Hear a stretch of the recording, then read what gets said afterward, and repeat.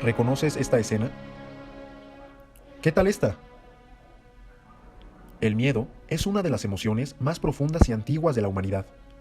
En las cavernas, el miedo a la muerte es lo que provocó que nos juntáramos en tribus para ser más fuertes juntos, el inicio de la civilización. Hoy en día, en vez de evitar el miedo, lo buscamos. Nos encerramos en cuartos oscuros llenos de desconocidos y vemos películas diseñadas para asustarnos. O bueno, hacíamos eso antes del COVID. A diferencia de lo que algunos pueden opinar, las películas de horror pueden ser más que simples experiencias baratas, sin mayor profundidad que las emociones que pueden llegar a provocar.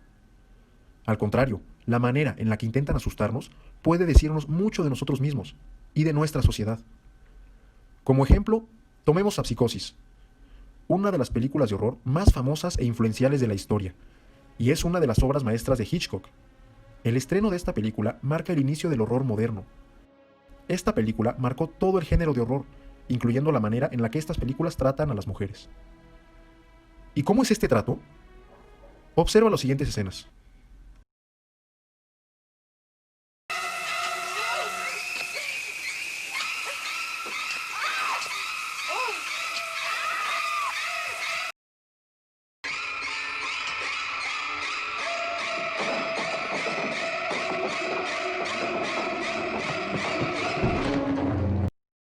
Evidentemente diferente. A lo largo de la película, ocurren dos asesinatos en pantalla, el de Marion Crane y el del investigador Arbogast. Encima del acoso que sufre Marion antes de su muerte, la escena de su asesinato tiene una duración de 1 minuto, contando desde el momento en el que su atacante abre la cortina de la regadera hasta en el que Marion se desploma, muerta. En este hay una multitud de puñaladas y gritos. En contraste, la escena del asesinato de Arbogast apenas dura 15 segundos, contando desde el momento en el que su atacante entra en escena hasta el momento en el que la cámara corta y se escucha el último quejido de Arbogast. Y la gran parte de esta escena consiste en Arbogast tropezando bajo la escalera. La diferencia es clara: las mujeres reciben un peor trato. Considera las siguientes escenas de las películas The Shining y Scream. En estas tres películas, Psycho, The Shining y Scream, las escenas que muestran a la mujer siendo atacada duran en promedio 14 veces más que las escenas en donde la víctima es hombre. Y además, ten en cuenta que la mayoría de lo que hay en las películas no es cuantificable, a saber, lo que genera en ti. En Sobre la violencia, Zizek introduce la distinción entre violencia objetiva y violencia subjetiva. Por un lado, violencia objetiva se refiere a la violencia que ejerce el sistema sobre una persona.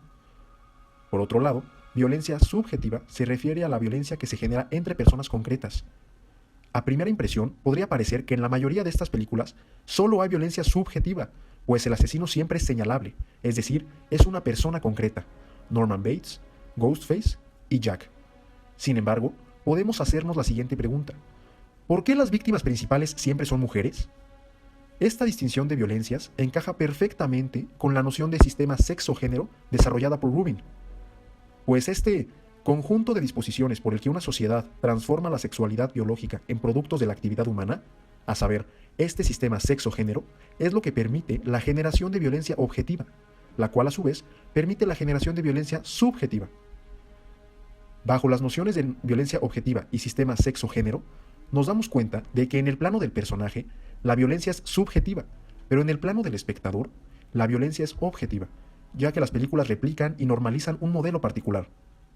Al ser productos de arte y entretenimiento, terminan tomando estas disposiciones que se construyen sobre el sexo y no solo las normalizan, sino que las fortalecen. Tanto así que el actor François Truffaut dijo lo siguiente sobre Hitchcock: "We respect him because he shoots scenes of murder like scenes of love." Esto termina generando reacciones positivas en la audiencia. Como argumentó Hawksworth en Confounding Gender, el género no es la causa de estas narrativas, sino que únicamente nos permite ver con claridad el rol que deben asumir las víctimas y los agresores. La causa, en sentido estricto, somos nosotros, pues consumimos y replicamos este modelo. Asumimos propiedades como esenciales, cuando en realidad son construidas. Así como las construimos, también podemos desecharlas y apreciar muchísimas otras formas de expresión. Esto ha sido todo de nuestra parte. Muchas gracias.